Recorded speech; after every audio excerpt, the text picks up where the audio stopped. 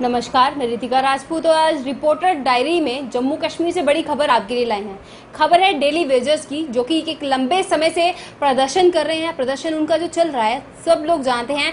कुछ गिनी चुनी उनकी डिमांड्स हैं जिनको चाहते हैं कि निपटारा जल्द से जल्द सरकार के द्वारा कर दिया जाए, जिसके चलते पहले भी गवर्नर हाउस के घेराव के लिए वो प्रदर्शन करने के लिए सड़कों पे उतरे थे।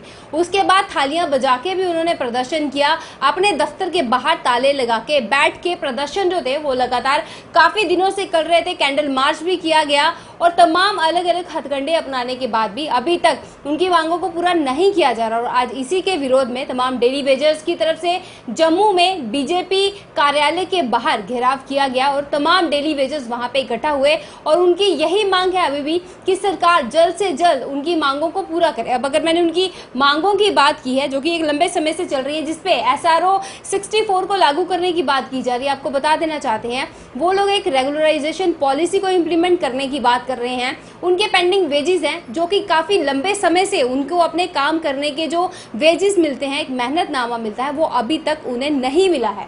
और जो लोग रिटायर भी हो जाते हैं, रिटायरमेंट के बाद भी कुछ भी प्लान्स उनके लिए बना के नहीं निकाल के रखे गए हैं। रिटायरमेंट के बाद भी तमाम डेली वेजर्स खाली हाथ बाहर जाते हैं और उनके घर वाले जो है गरीबी में पूरी जिंदगी निकाल देते हैं। तो ऐसे में तमाम डेली वेजर्स की जो डिमांड निकल के आ रही है, उनका कहना है जब तक सरकार उनकी मांगों को पूरा मान नहीं लेती, इनका समाधान नहीं निकाल देती, तब तक इसी प्रकार से जम्मू और कश्मीर की सड़कों पे लगातार प्रदर्शन होते रहेंगे। और इसी प्रकार से अलग अलग तरीके के जो उनकी तरफ से प्रदर्शन हो रहे हैं वो भी लगातार होते रहेंगे। अब सरकार कितनी जल्दी मुद्दों को सुलझाएगी, क्या हल निकालेगी या कोई बीच का रास्ता निकालेगी, जो जानकारी भी आएगी तमाम आप तक पहुंचाने की पूरी कोशिश करूंगी। अब तक के लिए इतना ही, धन्यवाद।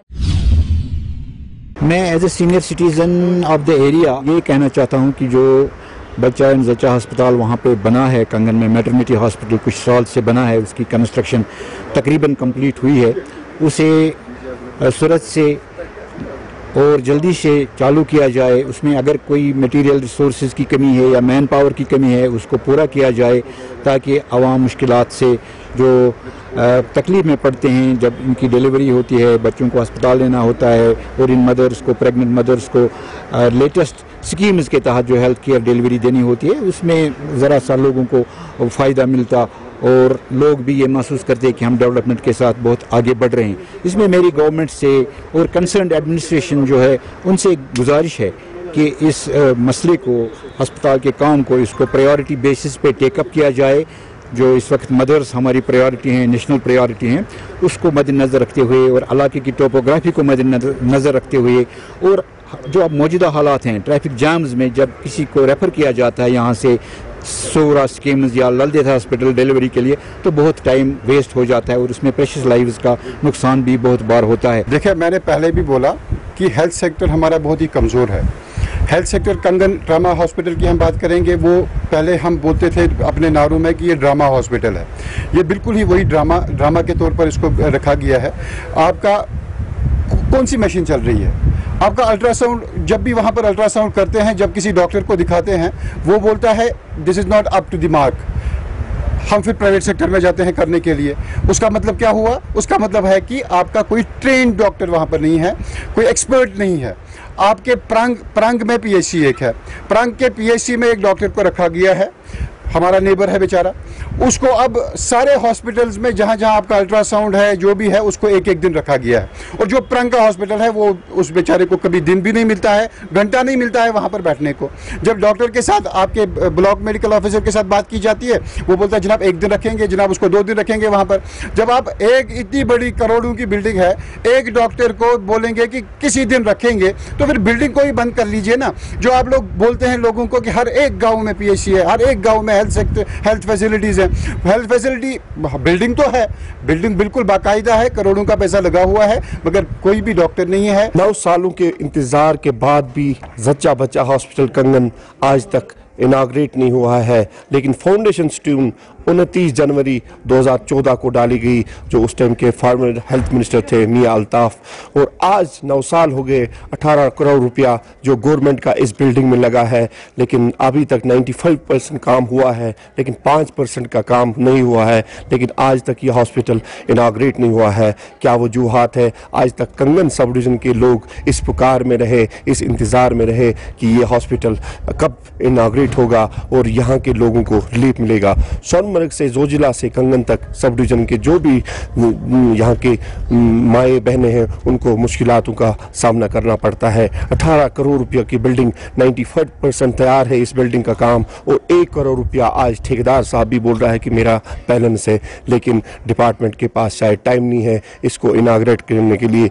बहुत सारी बार इसको अपडेट भी दिया गया था इसके अथॉरिटीज़ को, इसके अफसरान को, कि इस बिल्डिंग को इनाग्रेट किया, शायद ही उनके पास टाइम मिलते। अब यहाँ के लोगों की एक रिक्वेस्ट है एलजी साहब को कि इस बिल्डिंग को इनाग्रेट के लिए ठोस इकदाम उठाए जाए। कैमरामैन मजीद के साथ सलीम वानी, कंगन, गांधरबल, कश्मीर।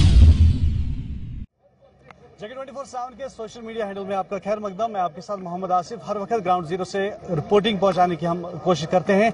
इस वक्त हम जिला शोपियान के डीसी ऑफिस के बाहर हैं, जो मिनी सेक्रेटरीट है उसके बाहर है, और आप देख सकते हैं कि काफ़ी तादाद में जो है साइकिलिस्ट यहाँ पे हैं, क्योंकि जेके टूरिज्म ने एक यहाँ ऑर्गेनाइज किया है। यहाँ से जितने भी साइकिलिस्ट हैं वो श्रीनगर से होते हुए अहरबल की तरफ जाएंगे, पुलवामा, बाकी एरियाज को भी क्रॉस किया है। लेकिन मैं आपको बता दूं कि इसमें एक चीज़ जो हमने देखी है, एज की कोई लिमिट नहीं है, चाहे आप छोटे हो चाहे बड़े हो, लेकिन आपको जज्बा होना चाहिए, आपको आप में ये हिम्मत होनी चाहिए। और वही हमने देखी है, एज मुख्तलिफ एज हमने देखी है। चाहे एक हमने अभी देखा कि 8th क्लास में पढ़ रहा बच्चा, वो भी इनके साथ है, और एक हमने एक महिला देखी है जिसकी एज 63 ईयर्स है। तो हम हैरान कौन हैं प्लीज़, तो हम इनसे जानने की कोशिश की। मैम कहाँ से हैं आप? मैं दिल्ली से हूँ। नाम? रेनू मल्होत्रा। कितनी एज हो गया आप? 56। कैसा लग रहा है आपको? बहुत अच्छा लग रहा है। इस एज में साइकिलिंग करना ये बहुत मुश्किल होता है, लेकिन आपके लिए एवरीथिंग इज हियर। अगर ये स्ट्रॉन्ग है तो कोई भी कुछ भी कर सकता है। आज तक कितनी साइकिलिंग कहाँ गई है? मैंने भीमताल, नैनीताल, अलवर सब कर रखा है। लॉन्ग डिस्टेंस मैंने 300 कश्मीर वैली में पहली मरतबा? नहीं, पहली बार नहीं। इससे पहले हम लोग लास्ट ईयर आए थे, जब कश्मीर राइड हुई थी, आर्मी वालों ने जो की थी, उसके लिए हम लोग आए थे यहाँ पे। श्रीनगर से आप निकली है, रास्ते में कोई दिक्कत, कोई परेशानी? बिल्कुल नहीं, बहुत अच्छा लगा। लोगों का रिएक्शन कैसा रहा जब आपने गाँव क्रॉस किया या टाउन क्रॉस किए? लोगों का रिएक्शन कैसा रहा? बहुत कोऑपरेटिव है, बहुत उन्होंने बूस्टअप किया, बहुत एनकरेज कर रहे हैं। जो महिलाएं जो अपने आप को कमजोर समझती हैं, उनके लिए आपका क्या मैसेज है? कभी नहीं समझे कमजोर, दे आर स्ट्रॉन्ग। महिला वैसे ही बहुत स्ट्रॉन्ग होती है, उनको कमजोर कभी नहीं समझना चाहिए। हम जैसे देख लो कहाँ से कहाँ आ रहे हैं। शुक्रिया, थैंक यू। तो ये जो है इनका कहना है कि जो महिला है वो कभी कमजोर नहीं होती है, जज्बा होना चाहिए, हिम्मत होनी चाहिए, तो आप कोई भी जो गोल है वो अचीव कर सकते हैं। हम आपको ले चलते हैं, एक महिला हमारे साथ यहाँ पे है जिसकी एज जो है 63 ईयर्स बताई जा रही है, और उन्होंने काफ़ी साइकिलिंग की है, एक्सपीरियंस भी उनके पास है, लेकिन उम्र अभी भी कहा कि एज की कोई बात नहीं है, लिमिट नहीं होती है, लेकिन आप में हिम्मत होनी चाहिए, जज्बा होना चाहिए, तो आप कोई भी गोल जो है वो अचीव कर सकते हैं। लेकिन हमारे साथ एक महिला यहाँ पे है जिनकी एज 63 ईयर्स की है। आपका नाम क्या है? कमलेश राणा। कहाँ से? रोहतक से। एज 63 ईयर्स आपकी है? हाँ। लग नहीं रहा। दिसंबर को हो जाऊंगी। अच्छा, इतनी हिम्मत, इतना पावर कहाँ से? वैसे मैं है ना 2018 से साइकिल शुरू की थी।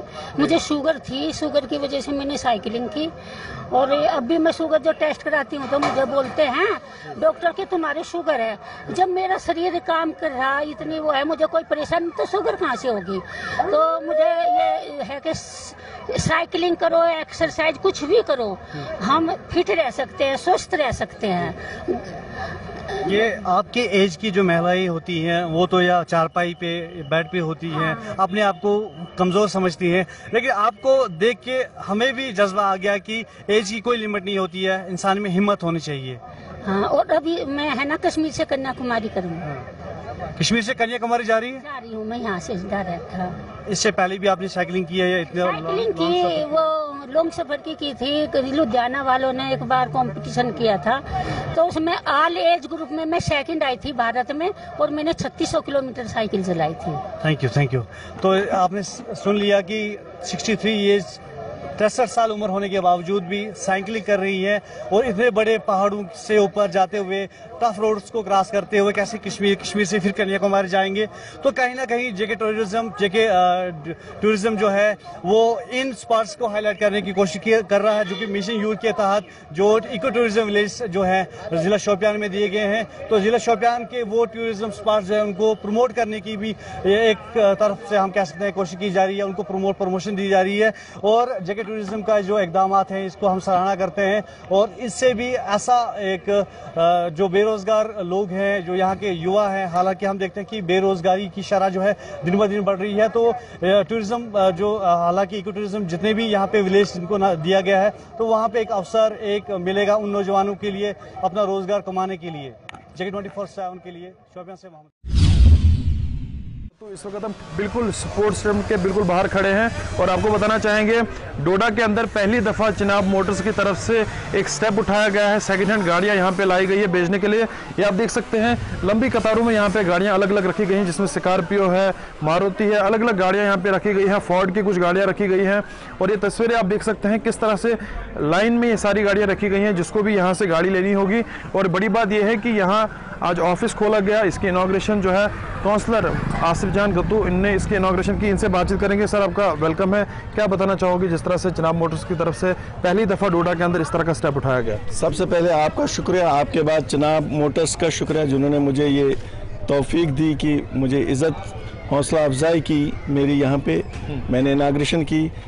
यहाँ पे इस किस्म का शोरूम सेकेंड हैंड गाड़ियों का पहली बार खुला है हेडक्वार्टर डोडा पे, और जिन्होंने ये खोला है जो पार्टी है, एक रिनोड पर्सनैलिटी है, और यहाँ जम्मू कश्मीर के अलावा दीगर रियासतों की गाड़ियाँ भी दस्तयाब होंगी, पुरानी गाड़ियाँ। और पुरानी गाड़ियों के लिए अगर किसी ने लोन निकालना होगा वो मदद भी यहाँ मिलेगी, इंश्योरेंस भी हो जाएगा। उसके अलावा यहाँ पे जो बाहर की गाड़ियाँ हैं उनके कागजात बनाने में कोई दुश्वारी नहीं होगी, मुकम्मल तरीक़ा से उनको गाड़ी दी जाएगी। और सबसे बड़ा फ़ायदा जो कस्टमर के लिए, जो दिल्ली से वो या बाहर से गाड़ी लाते थे, उसकी कोई गारंटी नहीं होती थी, लेकिन ये यहाँ पे ऑफिस खुला है, गाड़ी की बाज़ाब्ता तौर पे गारंटी मिलेगी। जिस भी बंदे ने पैसा खर्चना होगा उसका पैसा ज़ाया नहीं होगा।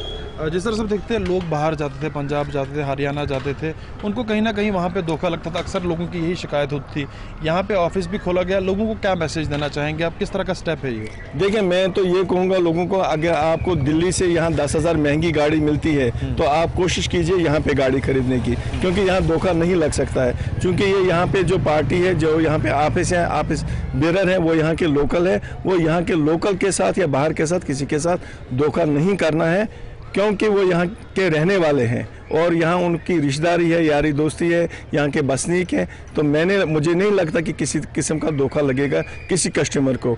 हम कस्टमर से गुजारिश करेंगे कि जो लोग नई गाड़ी अफोर्ड नहीं कर पाते हैं लेना, उनको क्या बताना चाहोगे? सबसे बड़ी बात यहाँ पे ये है कि आप देख लीजिए 1 लाख से लेकर 10 लाख तक इस वक्त यहाँ पे गाड़ी अवेलेबल है। और जिनको शौक होता है कि मैं 20-25 लाख की गाड़ी खरीदूँ, वो खरीद नहीं सकते हैं, और वही गाड़ी आज उनको 10 लाख, 12 लाख, 8 लाख में यहाँ मिल सकती है, और वो अपना शौक पूरा कर सकते हैं। तो साफ तौर पे देखा आपने कि एक बड़ा स्टेप है, और कहीं ना कहीं खुशी इनके चेहरे पे देखने को मिल रही है। मेरे साथ ऑनर भी है, इनसे बातचीत करते हैं।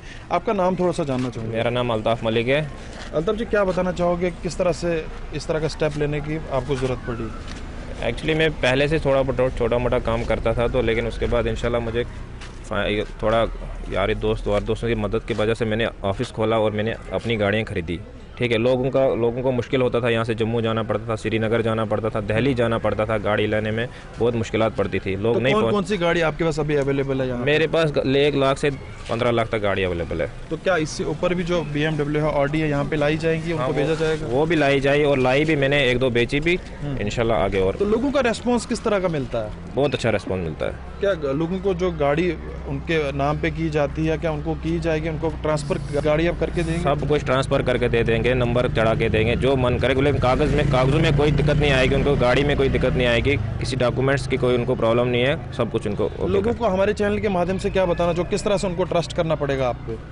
ट्रस्ट तो इंशाल्लाह लोग पहले से कर रहे हैं। मैं अल्लाह से करता हूँ कि अभी आगे भी ट्रस्ट करें, और ट्रस्ट पे आपको पता है काम ट्रस्ट पे चलता है। तो साफ तौर पे देखा आपने किस तरह से बता रहे हैं कि हम पे ट्रस्ट करना होगा, और डोडा के लोकल हैं ये, और पहली दफ़ा इस तरह का स्टेप उठाया गया। ये कतार आप देख सकते हैं किस तरह से लंबी लंबी कतारों में यहाँ पे गाड़ियाँ रखी गई हैं, अलग अलग गाड़ियाँ यहाँ पे रखी गई हैं, और 1 लाख से इनकी स्टार्टिंग जो है यहाँ पे रखी गई है इन गाड़ियों की। अब देखते ही हैं कि आने वाले टाइम में अगला स्टेप इनका किस तरह का होता है। जिस तरह कि यहाँ से लोगों को बाहर जाना पड़ता, अब ऐसा लगेगा कि यहाँ से लोगों को बाहर जाने की कोई भी ज़रूरत नहीं है, जिस तरह से यहाँ पे इसकी इनॉग्रेशन आज की गई चिनाब मोटर्स की तरफ से। फिलहाल के लिए इतना ही। आप देखते रहे गुलिस्तान, वसीम गुत्तू, डोडा। जिला पुलिस सांबा की घगवाल पुलिस टीम को एक बार फिर से एक बड़ी कामयाबी हासिल हुई है। घगवाल पुलिस टीम ने एक और पशु तस्करी के प्रयास को विफल किया है, और इस प्रयास में 4 बेजुबान पशुओं की जिंदगी बचाकर उन्हें सेफर प्लेस पर पहुंचाया है।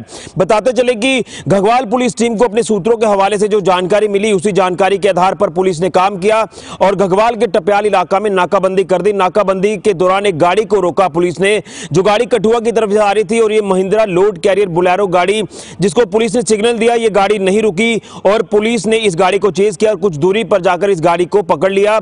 पुलिस ने अपनी टेक्निक का इस्तेमाल कर इस गाड़ी को पकड़ा, लेकिन अनफॉर्चुनेटली जो स्मगलर से ये मौके से भाग निकले। लेकिन पुलिस ने जब इस गाड़ी को चेक किया तो चेकिंग के दौरान पाया गया कि 4 बेजुबान पशु यानी गाय, जिनको क्रूएल मैनर में बांधा हुआ था और उन्हें इलीगल तरीके से कश्मीर घाटी को ट्रांसपोर्ट किया जा रहा था। पुलिस ने इनको बचाकर सेफर प्लेस पर पहुंचाया और धारा 188 आईपीसी के तहत पुलिस ने मामला दर्ज कर लिया है। लेकिन कहीं ना कहीं जिस तरह से लगातार पुलिस अब आए दिन पशु तस्करी के प्रयास विफल कर रही है, पुलिस अपनी ड्यूटी बेहतरीन तरीके से निभा रही है, लेकिन धारा 188 आईपीसी के तहत जो मामला दर्ज हुआ है, तो कानून के सलाहकार जानकार ये कहते हैं कि ये धारा इतनी स्ट्रांग नहीं है, क्योंकि गाड़ियां भी रिलीज हो जाती हैं, कुछ दिनों के बाद ये गाड़ी रिलीज हो जाएगी और जो स्मगलर्स पकड़े जाते हैं उनकी बेल हो जाएगी और पशु भी रिलीज हो जाएंगे। लेकिन कहीं ना कहीं इसमें जो कानून में प्रावधान लाने की काफी ज्यादा जरूरत है, ताकि सख्त कानून हो और ये जो स्मगलिंग के प्रयास हमें देखने को मिलते हैं, ये स्मगलिंग के प्रयास बंद हो। लेकिन जिस तरह से ये नेक्सस बहुत बड़ा काम कर रहा है, इस नेक्सस को तोड़ना होगा और कहीं ना कहीं अब नीड ऑफ द आवर हो चुका है। लेकिन सवाल कई खड़े हो जाते हैं कि लखनपुर प्रवेश द्वार जो जम्मू कश्मीर यूटी का है, वहां पर हर गाड़ी की गहनता से जांच क्यों नहीं होती? गाड़ी की जांच ना होना, गाड़ियों का आगे आना, यह साफ तौर पर जाहिर हो जाता है कि कहीं ना कहीं सिक्योरिटी लैप्स वहां पर देखा जा रहा है। और अगर इसी तरह से रहा तो आए दिन धड़ल्ले से यहां पर गाड़ियां एंटर होंगी और बेजुबानों की जिंदगी दांव पर लगती रहेगी। यानी देश के अन्य हिस्सों से गाड़ियां भरकर यहां पर लाई जाती हैं, कश्मीर घाटी पहुंचाई जाती हैं और हिंदू सेंटिमेंट्स भी हर्ट होते हैं। लेकिन जिस तरह से आए दिन हमें ये मामले देखने को मिल रहे हैं, पुलिस इसके ऊपर काम कर रही है, लेकिन पशु तस्कर जो लगातार एक्सपोज भी हो रहे हैं, समुदाय विशेष से ताल्लुक रखने वाले ये कुछ शरारती तत्व जो इस तरह की इलीगल एक्टिविटीज को अंजाम देने की कोशिश कर रहे हैं, चाहे वो पशु तस्करी हो या नशा तस्करी हो, ये लगातार हमें एक्टिविटीज देखने को मिल रही हैं। और पशु तस्कर अब जो लोगों के घरों के अंदर से जो वो पशु चुरा रहे हैं, स्ट्री एनिमल्स को चुरा रहे हैं और इलीगल गोरख धंधा चला रहे हैं, इसके ऊपर आवाज उठाना बहुत जरूरी है और आवाज उठाई भी जा रही है। लेकिन देखना यह है कि कानून में क्या कुछ प्रावधान लाते हैं और जम्मू कश्मीर प्रशासन को और पुलिस को इसमें चाहिए कि बड़े स्तर पर इंटरवेन करे और इनकी जान बचाए। इसी को लेकर कानून में प्रावधान लाने की जरूरत है। लेकिन यह बड़ी कामयाबी है जो जिला पुलिस सांबा की घगवाल पुलिस टीम को हासिल हुई है, जिन्होंने एक बार फिर से यह पशु तस्करी का प्रयास विफल किया है और महिंद्रा लोड कैरियर गाड़ी जो कठुआ की तरफ से आ रही थी, कश्मीर घाटी की ओर जा रही थी, इसको रोका और चेकिंग के दौरान बेजुबान पशु पाए गए, जिनको पुलिस ने बचा लिया। अब जो स्मगलर्स हैं उनकी पुलिस लगातार तलाश कर रही है। देखना यह है कि कितनी जल्दी ये स्मगलर तस्कर पुलिस के हत्थे चढ़ते हैं। बड़ी जानकारी फिलहाल के लिए कैमरामैन राहुल के साथ ऋषि खजूरिया, जिगर 24/7 न्यूज़ के लिए। Department of handicrafts handloom Jammu Kashmir की तरफ से आज डिस्ट्रिक्ट बारामूला के टाउन हॉल कुंजर में यहाँ पर एक अवेयरनेस प्रोग्राम मुनक्किद हुआ, जिसमें अगर हम गुलमर्ग कॉन्स्टिट्यूंसी की बात करें, जो भी यहाँ पर आर्टिसन से या जो दस्तकारी से वाबस्ता जो लोग हैं, उनने इस प्रोग्राम में जो शिरकत की। तो इस प्रोग्राम का यही मकसद, चूँकि अवेयरनेस प्रोग्राम था, तो इस प्रोग्राम का यही मकसद है कहीं ना कहीं मजीद जो आर्टिसन से इन्हें किस तरीके से जो है हैंडीक्राफ्ट डिपार्टमेंट की तरफ से जो मुख्तलिफ स्कीम्स जो है अमलाए जा रहे हैं, कहीं ना कहीं इन्हें जो है रोज़गार के ज़्यादा से ज़्यादा मौके जो है वो फराम किए जा रहे हैं। तो इसी हवाले से यहाँ पर आज टाउन हॉल कुंजर में एक अवेयरनेस प्रोग्राम रखा गया था, जिसमें काफ़ी तादाद में यहाँ के आर्टिसन ने जो इसमें शिरकत की। तो फिलहाल आपको सीधे टाउन हॉल कुंजर ले चलते हुए दिखाते हैं यहाँ पर क्या करें इस अवेयरनेस प्रोग्राम के हवाले से। अर्जन अवेयरनेस हमें इससे बहुत ज़्यादा फ़ायदा हुआ है। हम पढ़ाई के साथ साथ इससे भी जुड़े हुए हैं। हमें फाइनेंशियल बहुत ज़्यादा प्रॉब्लम हुए थे, जो इससे हमें पढ़ाई में आसानी हुई और घर का काम भी करते हैं। इस तरह के प्रोग्राम होने चाहिए, इससे हमें स्कीम्स के बारे में अवेयरनेस होती है। आज के प्रोग्राम का ताल्लुक है, ये आज हमने यहाँ पर आर्टिज़न अवेयरनेस कैंप का इनेकाद किया है, इसको ऑर्गेनाइज़ किया है। इस कैंप का मकसद है कि ये जो भी स्कीमें हमारे डिपार्टमेंट की हैं उनकी जानकारी हमारे दस्तकार हजरात तक पहुंचनी चाहिए ताकि वो इन स्कीम्स का फ़ायदा उठाएं। तो मैसेज है कि उनसे हम गुजारिश करते हैं कि आप हमारे नज़दीकी ब्लॉक ऑफिस पर तशरीफ़ लाकर पहले अपना रजिस्ट्रेशन कार्ड हासिल कीजिए और रजिस्ट्रेशन कार्ड हासिल करने के बाद आप इन स्कीम्स का फ़ायदा उठा सकते हैं। जो अवेयरनेस कैंप आज यहाँ पर मुनक्किद हुआ, जो हैंडीक्राफ्ट्स डिपार्टमेंट ज़िला बारामूला के एडी साहब ने यहाँ पर किया, मैं इनका बहुत शुक्रगुजार हूँ। एडी साहब हैंडीक्राफ्ट्स जो है हमारे बारामूला के, कि वक्तन फ़वक्तन ये साल में 1-2 बार ये अवेयरनेस कैंप यहाँ पर करते हैं। अवेयरनेस कैंप का मकसद जो गवर्नमेंट ऑफ इंडिया की तरफ से जो स्कीमें मिल रही हैं और जिन स्कीमों से लोगों को, यहाँ के आर्टिज़नों को फ़ायदा मिले, तो वो उन आर्टिज़नों तक पहुँचता है। और साथ साथ मैं ये कहने जा रहा हूँ कि जहाँ तक मुझे लग रहा है अपने इलाके टंगमरग में, सब डिवीजन टंगमरग में सिर्फ एक डिपार्टमेंट यहाँ पर एक्टिव है, वो है हैंडीक्राफ्ट्स डिपार्टमेंट के ऑफिसर जो है एडी साहब। मैं इनका शुक्रगुजार हूँ कि ये बार बार यहाँ पर ये अवेयरनेस। मैं दिल्ली से हूँ, ग्रेटर नोएडा NCR, और मैंने 300 किलोमीटर की अभी ये राइड पूरी करनी है। इससे पहले मैं 4 साल से साइकिलिंग कर रही हूँ। और भाईचारा बहुत इम्पोर्टेंट, सबको जोड़ना, जगह जगह से सारे आए हुए हैं। And thanks to JNK government जिन्होंने ये ऑर्गेनाइज किया। Thank you so much. आपके जैसे एज के हैं सबको, जो मेरी एज के है, मैं उनको सबको कहूँगी कि घर से बाहर निकले, साइकिलिंग करे, योगा करे, एक्सरसाइज कुछ भी करे, वो बिल्कुल फिट रहेंगे। और जो किसी के भी वो बेसहारे नहीं रहेंगे। जो आजकल हमारी जो पीढ़ी है आगे आने वाली, हमें उन पर भरोसा नहीं कि वो हमारी सेवा करेंगे। फिर हम उन्हें ऐसा क्यों करें कि वो हमारी सेवा करें। हम फिट रहें, स्वस्थ रहें, एक्सरसाइज करें। 63 साल की होकर जब मैं कर सकती हूँ, और सबको क्यों नहीं कर सकते, तो सब कर सकते हैं। बिल्कुल, अभी आपको बताना चाहेंगे कि जो टूरिज्म डिपार्टमेंट की जानिब से आज इंस्टीट्यूट लिया है, जिसमें 22 तारीख से 24 तारीख की दरमियान जो रैलियां हो रही है, जिसमें नए जो टूरिस्ट स्पॉट्स है उनको आइडेंटिफाई करने के लिए, जैसे कि यहाँ पे ऑलरेडी जो गुलमर्ग, पहलगाम या सोनमर्ग जैसी टूरिज्म प्लेसेस है, वैसे ही अलग अलग प्लेसेस जो यहाँ पे नई प्लेसेस, यहाँ पे जो साउथ कश्मीर, अनंतनाग हो, कुलगाम हो या पुलवामा हो या शोपियन हो, इनमें जो नई टूरिस्ट प्लेसेस जो उभरने को है, वो टूरिज्म डिपार्टमेंट की जानिब से आज एक रैली निकाली गई है, जो साइकिल रैली। उसमें बढ़ चढ़ के बहुत सारी जो बाहरी ममालिक से जो पार्टिसिपेट्स आए थे, वो यहाँ पे उन्होंने इसमें पार्टिसिपेट किया। और उसमें एक 63 साल की भी औरत थी जिन्होंने ये भी बताया कि हर किसी को चाहिए कि एक्सरसाइज करे या साइकिलिंग करे या बाकी सारी कोई एक्सरसाइज करे जिससे इंसान फिट रहे। और उन्होंने ये भी कहा कि जो हॉस्पिटलिटी हमने कश्मीरियों की देखी, वो बहुत ज़्यादा सराहने करने वाली बात थी। और उसी हवाले से उन्होंने टूरिज्म डिपार्टमेंट का भी बड़ा शुक्रिया किया, क्योंकि उन्होंने कहा कि ऐसी अचीवमेंटें बहुत कम मिलती है। मुज़म्मिल, JK 24/7 हम पूरी टीम लेकर गए थे। मेरे साथ जॉइंट डायरेक्टर कश्मीर है माइनिंग, और SDM थे, और DMO साहब हैं, DC साहब का पूरा ताबन रहा। और हमने वहाँ जाकर देखा कि माइनिंग का काम ठीक चल रहा है सब ब्लॉक्स में। और काफ़ी रिपोर्ट्स आती रहती थी, कभी मीडिया में, कभी कुछ लोग ट्वीट डालते हैं, कुछ होता है। तो मुझे लगा मुझे मौके पर जाकर देखना चाहिए एक्चुअल में क्या पोजीशन है। तो बाय एंड लार्ज ठीक ही लगा काम। And I have given strong and strict instructions. दूध गंगा की तरफ देखा, कुछ शाली गंगा स्ट्रीम का एरिया देखा, तो मुझे लगा कि काम तो ठीक चल रहा है और मेहनत से लोग काम कर रहे हैं। हमारी टीम पुरजोर तरीके से कोशिश करती है, कहीं भी कोई माइनिंग ऑपरेशंस कोई ऐसा कुछ दिखे, कोई अनासर। और हमारी स्ट्रिक्ट इंस्ट्रक्शंस हैं गवर्नमेंट की कि कहीं भी कोई इलीगल तरह का कोई दिखता है कुछ करता हुआ, तो इमीडिएट स्ट्रिक्ट एक्शन होना चाहिए। ये ऑनरेबल NGT की डायरेक्शंस भी हैं, which are being followed in letter and spirit. और मुझे लगता है कि आने वाले टाइम में और इम्प्रोवाइजेशन और इम्प्रूवमेंट होगी, हमारी टीम्स और बेहतर परफॉर्मेंस देंगी।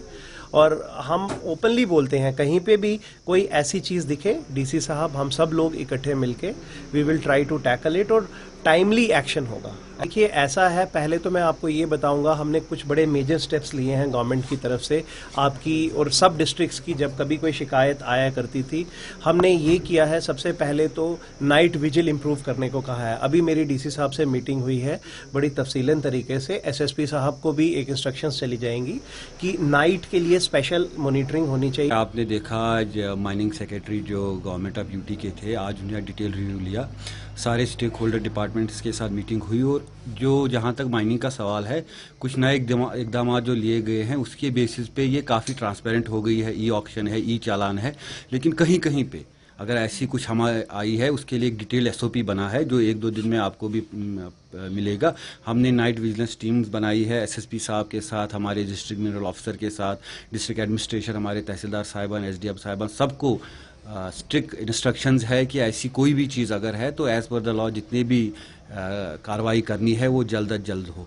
जहाँ तक ये रहा इलीगल माइनिंग का, तो क्या होता है कि जो हम अच्छा काम भी कर रहे हैं, सीजर्स हो रहे हैं, उनको डायरेक्शंस दी गई है माइनिंग डिपार्टमेंट को कि उनको भी मीडिया में लाया जाए ताकि ये भी पता चले कि जहाँ जहाँ पे सीजर हुआ, क्या कहाँ पे हुआ। बड़गाम में कई बरसों से इलीगल एक्सकेवेशन की जाती है, जहाँ पर अगर हम देखें तो टिपर्स और डंपर्स का रात भर चलना होता है और जिससे आम इंसान की ज़िंदगी जो है बिल्कुल वो सो नहीं सकता है, वो बेदार ही रहता है और जिस पे जो है आने वाले दिन पे उस पर काफ़ी इफेक्ट पड़ता है, चाहे उसमें बच्चे हों, स्कूल के बच्चे हों, उनको भी यही मसाइल हैं। और अगर आज हम देखें तो यहाँ पर डीसी ऑफिस में जो है डीसी साहब के साथ एक मीटिंग भी हुई, जो कि यहाँ पर सेक्रेटरी माइनिंग जो थे और उन्होंने हिदायत दी, यहाँ पर जो डीएमओ है उनको बोला कि यहाँ पर कार्रवाई करें और जो कि ख़ास तौर पर यहाँ पर एक नई चीज़ें यहाँ पर उन्होंने कहा कि यहाँ पर जो है ड्रोन्स भी दिए जाएंगे और जो रात में जो है खासकर ख्याल रखा जाएगा, CCTVs का निफाज भी यहाँ पर होगा, क्योंकि बिल्कुल मॉनिटरिंग रहेगी डीसी बड़गाम के तहत।